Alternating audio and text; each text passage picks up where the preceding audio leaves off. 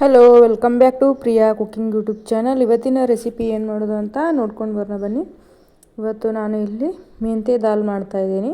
ಮೆಂತ್ಯ ಪಲ್ಯ ಹಾಕಿಬಿಟ್ಟು ದಾಲ್ ಮಾಡ್ತಾಯಿದ್ದೀನಿ. ನಾನು ಇಲ್ಲಿ ಮಸೂರು ದಾಲ್ ತೊಗೊಂಡಿದ್ದೀನಿ, ಅಂದರೆ ಚೆನ್ನಾಗಿ ಬೇಳೆ ತೊಗೊಂಡಿದ್ದೀನಿ. ನೀವು ಬೇಕಾದರೆ ತೊಗರಿ ಬೇಳೆನೂ ತೊಗೋಬೋದು. ನಾನು ತೊಗರಿ ಬೇಳೆ ತೊಗೊಂಡಲ್ಲ, ನಾನು ಇದರಲ್ಲಿ ಮಾಡ್ತಾಯಿದ್ದೀನಿ. ತೊಗರಿ ಬೇಳೆನಾದರೂ ತೊಗೊಳ್ಳೋದು, ಈ ಬೇಳೆನಾದರೂ ತೊಗೋಬೋದು, ನಿಮಗೆ ಬಿಟ್ಟಿದ್ದು ಆಪ್ಷನಲ್ಲ. ಇದನ್ನು ಹೇಗೆ ಮಾಡೋದು ಅಂತ ನೋಡ್ಕೊಂಡು ಬರೋಣ ಬನ್ನಿ. ಈ ಬೇಳೆನ ಜಲ್ದಿ ಬೇಗ ಕುದಿಯುತ್ತೆ ಅಂತ ನಾನು ಕುಕ್ಕರಲ್ಲಿ ಇಟ್ಟಿಲ್ಲ, ಪಾತ್ರೆಯಲ್ಲೇ ಇಟ್ಕೊಂಡಿದ್ದೀನಿ. ಇವಾಗ ನಾನು ಕ್ಲೀನಾಗಿ ಒಂದೆರಡು ಸತಿ ತೊಳೆದ್ಬಿಟ್ಟು ನೀರು ಹಾಕಿ ಅದನ್ನು ಗ್ಯಾಸ್ ಮೇಲೆ ಇಟ್ಟಿದ್ದೀನಿ. ಇದನ್ನು ಕುದಿಯುವವರೆಗೂ ನಾವು ಈ ಕಡೆ ಮೆಣಸಿನ್ಕಾಯಿ ಕಟ್ ಮಾಡ್ಕೊಳ್ಳೋಣ. ಹಾಗೆ ಅದನ್ನು ಅದರಲ್ಲಿ ಹಾಕಿಬಿಡೋಣ, ಯಾಕೆಂದರೆ ಖಾರ ಜಾಸ್ತಿ ಬಿಡುತ್ತೆ ಬೇಳೆಯಲ್ಲಿ. ಅದಕ್ಕೆ ಹಾಕಿ ಕುದಿಸೋಣ. ಇವಾಗ ಮೆಂತ್ಯ ಪಲ್ಯನ ಕ್ಲೀನಾಗಿ ತೊಳೆದ್ಬಿಟ್ಟು ಕಟ್ ಮಾಡ್ಕೋಬೇಕು. ಇವಾಗ ಬೇಳೆ ಕುದಲಿಕ್ಕೆ ಇಟ್ಟಿದ್ದೀನಿ ನೋಡಿ. ನೀವು ಬೇಕಾದರೆ ಅರಿಶಿಣ ಪುಡಿನ ಆ್ಯಡ್ ಮಾಡ್ಕೋಬೋದು. ನಾನಿಲ್ಲಿ ಅರಿಶಿಣ ಪುಡಿ ಹಾಕ್ತಾಯಿಲ್ಲ. ನಿಮ್ಗೆ ಇಷ್ಟ ಆದರೆ ಅರಿಶಿಣ ಪುಡಿನ ಇದರಲ್ಲಿ ಆ್ಯಡ್ ಮಾಡ್ಕೊಳ್ಳಿ, ಕಲರಿಗೋಸ್ಕರ. ಇವಾಗ ಬೇಳೆ ಕುದೀತಾ ಇದೆ ನೋಡಿ, ಯಾವ ಥರ ಕುದ್ದಿದೆ ಅಂತ. ನೀವೇ ಬೇಗ ಕುದಿಯುತ್ತೆ ಈ ಬೇಳೆ, ಚಿನ್ನಂಗಿ ಬೇಳೆ. ಇದಕ್ಕೆ ಕೆಂಪು ಬೇಳೆನೂ ಅಂತ ಕರೀತಾರೆ ನೋಡಿ. ಇವಾಗ ಬೇಳೆ ಎಲ್ಲ ಸಣ್ಣದಾಗಿ ಕುದ್ದಿದೆ. ಇವಾಗ ಒಗ್ಗರಣೆ ಹಾಕೊಳ್ಳೋಣ. ನಾನು ಮೆಂತ್ಯ ಪಲ್ಯನ ಕ್ಲೀನಾಗಿ ತೊಳೆದಿಟ್ಟಿದ್ದೀನಿ. ಈ ಥರ ನೀವು ಕಟ್ ಮಾಡಿ ಸೋಸಿಬಿಟ್ಟು ಇಟ್ಕೋಬೇಕು ಮೊದಲೇ ನೀಟಾಗಿ. ಇವಾಗ ಇದನ್ನು ನಿಮ್ಗೆ ಎಷ್ಟು ಬೇಕೋ ಅಷ್ಟು ಕಟ್ ಮಾಡ್ಕೊಳ್ಳಿ. ಜಾಸ್ತಿ ಪಲ್ಯ ಆದ್ರೂ ಬೇಳೆ ಒಳಗೆ ಚೆನ್ನಾಗಿ ಬರೋದಿಲ್ಲ. ಸೊ ಬ್ಯಾಳೆ ಎಷ್ಟು ಹಾಕಿರ್ತಿರಲ್ಲ ನೋಡಿಬಿಟ್ಟು ನೀವು ಕಟ್ ಮಾಡ್ಕೋಬೇಕು. ನಾನು ಆ ಕಡೆ ಕಟ್ ಮಾಡಿಬಿಟ್ಟಿದ್ದೀನಿ. ಇವಾಗ ಒಗ್ಗರಣೆ ಹಾಕ್ಕೊಳ್ಳೋಣ. ಅದೇ ಪಾತ್ರೆಯಲ್ಲಿ ಒಗ್ಗರಣೆ ಹಾಕ್ಕೋತಾ ಇದ್ದೀನಿ ನಾನು. 1-2 ಸ್ಪೂನ ಎಣ್ಣೆ ಹಾಕ್ಕೊಳ್ಳೋಣ. ಎಣ್ಣೆ ಕಾದ್ಮೇಲೆ ಸಾಸಿವೆ ಜೀರಿಗೆ ಹಾಕ್ಕೋಬೇಕು. ಸಾಸಿವೆ ಜೀರಿಗೆ ಚಟ್ಪಟ ಆದಮೇಲೆ ನಾವು ಮೆಣಸಿನ್ಕಾಯಿ ಅಂತೂ ಆಲ್ರೆಡಿ ಹಾಕಿದ್ದೀವಿ. ಒಣ ಮೆಣಸಿನ್ಕಾಯಿ ತೊಗೊಂಡಿದ್ದೀನಿ ನಾನು, ಟೇಸ್ಟ್ ಬರಲಿ ಅಂಥೇಳಿ.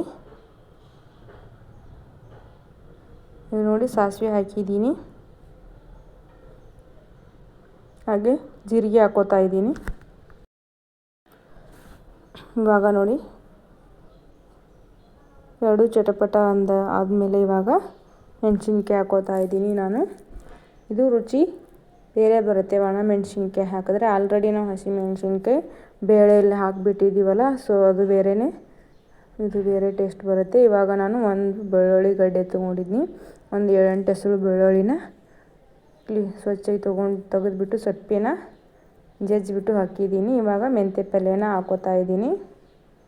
ಮೆಂತ್ಯ ಪಲ್ಯನ ಕಟ್ ಮಾಡಿಬಿಟ್ಟು ಇವಾಗ ಇದನ್ನು ಫ್ರೈ ಮಾಡ್ಕೋಬೇಕು ನೀಟಾಗಿ ಎಣ್ಣೆಯಲ್ಲಿ ಫ್ರೈ ಮಾಡಿಕೊಂಡ್ರೆ ಇದು ಕರಗೋಗುತ್ತೆ. ನೀವು ಬೇಳೆಯಲ್ಲಿ ಹಾಕಿ ಕುದಿಸ್ಬಿಟ್ರೆ ಹಸಿ ಆಗಿರುತ್ತೆ. ಇದು ಫುಲ್ ಕರಗೋವರೆಗೂ ಫ್ರೈ ಮಾಡ್ಕೋಬೇಕು ಪಲ್ಯನ. ಇವಾಗ ನೋಡ್ತಿರ್ಬೋದು ನೀವು, ಪಲ್ಯನ ಅರ್ಧ ಹಾಕ್ಕೊಂಡಿದ್ದೀನಿ ನಾನು. ಇವಾಗ ಎಷ್ಟು ಕಡಿಮೆ ಆಗಿದೆ ಅಂತ ಫ್ರೈ ಆದಮೇಲೆ ಇನ್ನೂ ಫ್ರೈ ಮಾಡ್ಕೋಬೇಕು ನೀಟಾಗಿ. ಇವಾಗ ನಾನು ಇಲ್ಲಿ ಅರಿಶಿಣ ಪುಡಿ ಯೂಸ್ ಮಾಡ್ತಾಯಿದ್ದೀನಿ. ನೋಡ್ತಿರ್ಬೇಕು ನೀವು, ಅರಿಶಿಣ ಪುಡಿ ನಾನು ಅಲ್ಲಿ ಯೂಸ್ ಮಾಡಿಲ್ಲ, ಇಲ್ಲಿ ಯೂಸ್ ಮಾಡ್ತಾಯಿದ್ದೀನಿ ಒಗ್ಗರಣೆಯಲ್ಲಿ. ಇನ್ನೊಂದು ಸ್ವಲ್ಪ ಫ್ರೈ ಮಾಡ್ಕೊಂಡ್ಬಿಟ್ಟು ಇವಾಗ ಬೇಳೆ ತೆಗೆದಿಟ್ಟಿದ್ದೀವಲ್ಲ, ಅದನ್ನ ಬೇಳೆನ ಹಾಕ್ಕೊಳ್ಳೋಣ. ಇವಾಗ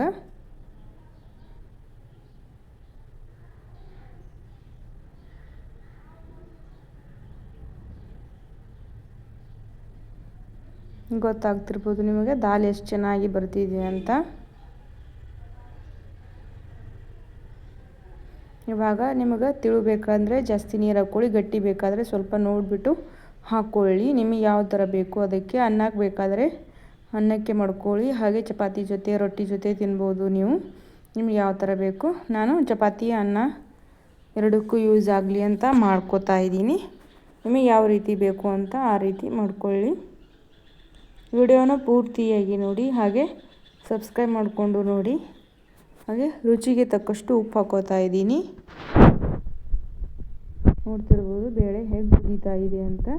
ಈ ಥರ ಫುಲ್ ಕುದಿಯೋವರೆಗೂ ಲೋ ಫ್ಲೇಮಲ್ಲಿಟ್ಟು ಕುದಿಸ್ತಾ ಇರಬೇಕು. ನೋಡ್ತಿರ್ಬೇಕು ಬೇಳೆ ಎಷ್ಟು ಚೆನ್ನಾಗಿ ಬಂದಿದೆ ಅಂತ. ವಿಡಿಯೋನ ಇಷ್ಟ ಆದರೆ ಲೈಕ್ ಮಾಡಿ, ಶೇರ್ ಮಾಡಿ. ಹಾಗೆ ಹೊಸದಾಗಿ ನೋಡೋರು ಸಬ್ಸ್ಕ್ರೈಬ್ ಮಾಡಿಕೊಂಡು ನೋಡಿ, ಹಾಗೆ ಸಪೋರ್ಟ್ ಮಾಡ್ತಾಯಿರಿ.